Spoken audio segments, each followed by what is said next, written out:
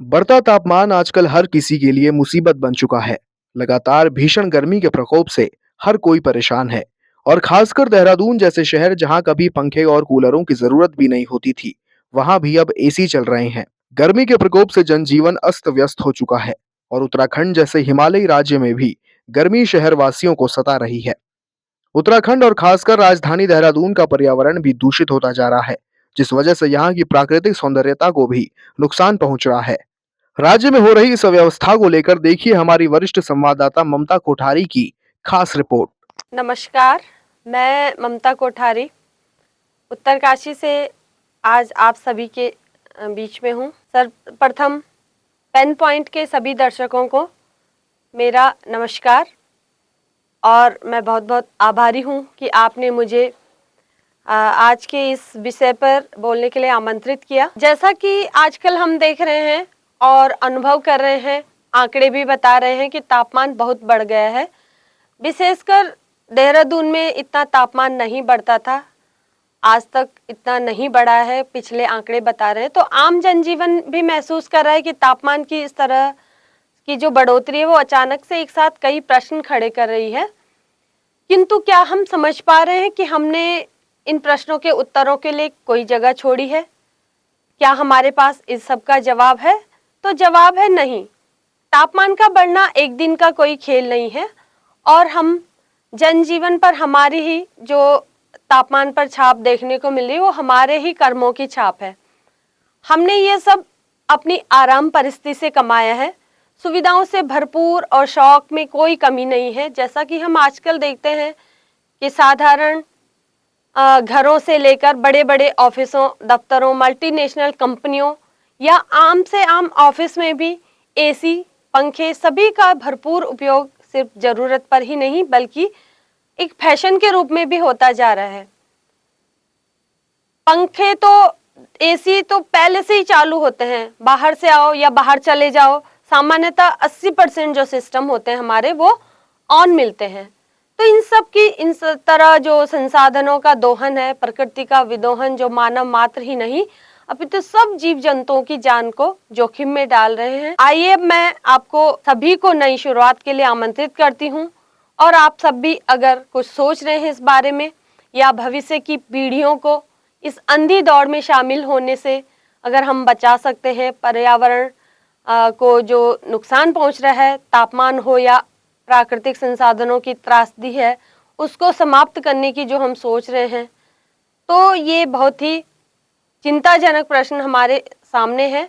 हम सोच रहे हैं उसे किसी न किसी अगर हम माध्यम से, किसी न किसी माध्यम से अगर हम जनता को, अपनी पीढ़ी को, आने वाली पीढ़ियों को और जो अभी वर्तमान में जो हमारे साथ में हो रहा है, इन सब समस्याओं के लिए अगर हमारे पास कोई समाधान है तो हम किसी न किसी माध्यम से जरूर उसे उजागर करें।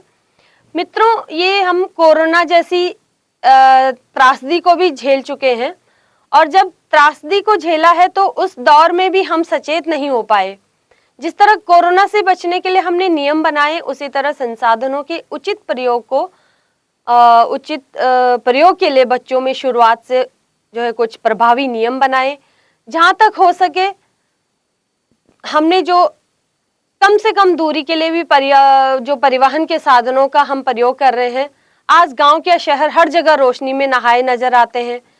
जहाँ तक कि दिन के उजाले में भी भरपूर इस्तेमाल किए जा रहे हैं, क्योंकि हम अपनी पीढ़ी को जो हस्तांतरित कर रहे हैं वो कुछ ऐसे नियम और सुलभ आचरण हस्तांतरित नहीं कर पा रहे हैं।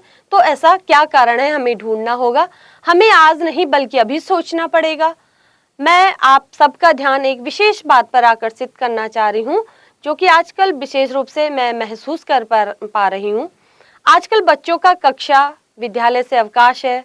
बच्चे ही नहीं अपितु अभिभावक भी स्वतंत्र दिनचर्या के को अनुभव कर पा रहे हैं, आभास कर रहे हैं। और जाहिर है फिर हम कहीं ठंडी ठंडी जगहों पर या रमणीक जगहों पर घूमने का भी विचार करते हैं। और ऐसे में जब हम इन सभी विषयों पर सोचते हैं कि हमें कहीं घूमने जाना है, बच्चे भी कहते हैं हमें बाहर जाना है, तो हम घूमने तो जाएंगे और इसी के साथ एहसास होता है कि क्या हम कल्पना के उस, कभी कभी हम कल्पना के उस सागर तक भी पहुंच जाते हैं जहां हम प्रकृति की अकल्पनीय सुंदरता पहाड़, झरने, मनोरम घाटियों या जल क्रीड़ा के साथ वाटर स्पोर्ट्स के बारे में भी हम सोचते हैं, तो हम किसी अप्रतिम सुंदरता से भरे दृश्य की खोज में निकल पड़ते हैं। और ऐसे में हम ढूंढते हैं कुछ ऐसे ही सुकून भरी प्रकृति की गोद।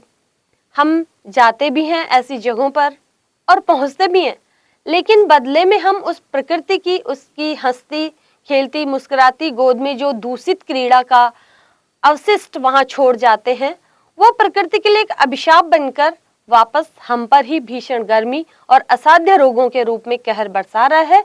इसलिए हमें आज ही सतर्क होना पड़ेगा और हम आज जो बो रहे हैं या जो बो चुके हैं वही हम अनुभव कर पा रहे हैं, वही काट रहे हैं।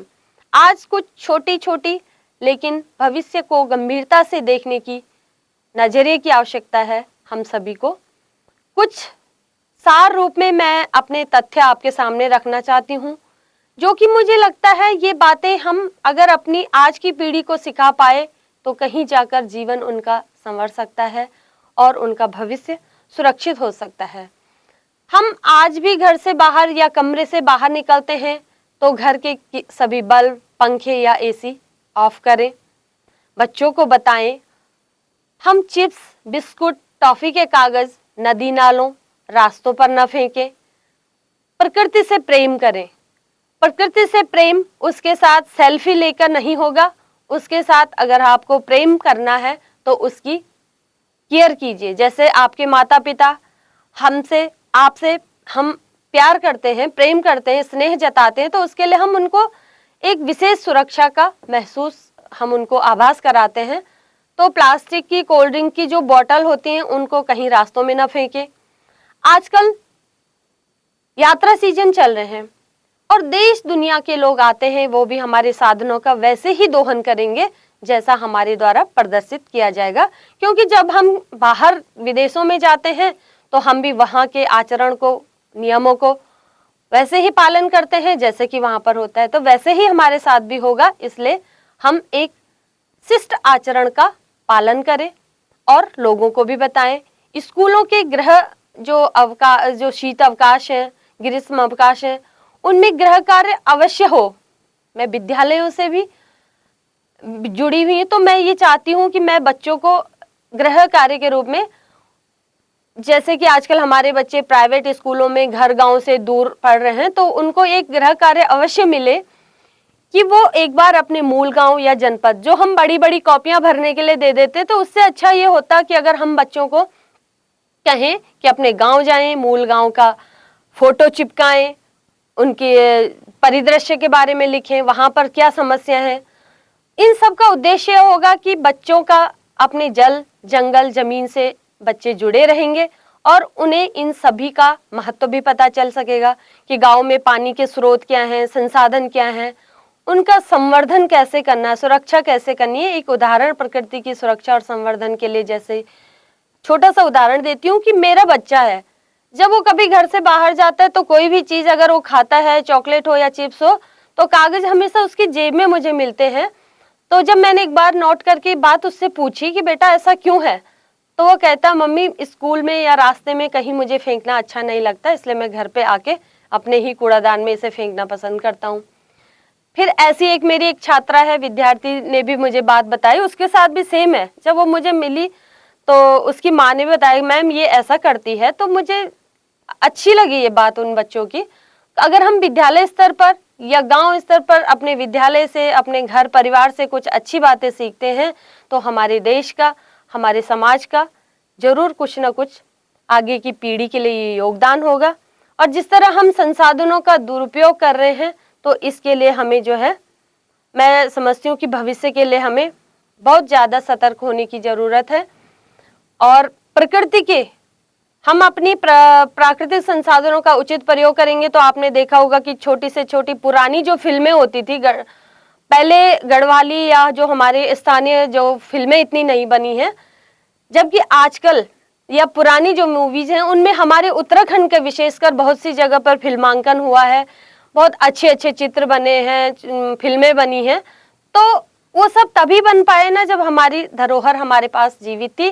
तो इस प्राकृतिक धरोहर को बचाए रखने के लिए और संजोए रखने के लिए मैं पुनः आप सभी लोगों से आग्रह करती हूँ कि प्रकृति में और अपने बच्चों के अच्छे और सुरक्षित भविष्य के लिए आज ही हम जागरूक हों तो बेहतर होगा। एक बार पुनः आप सभी का धन्यवाद।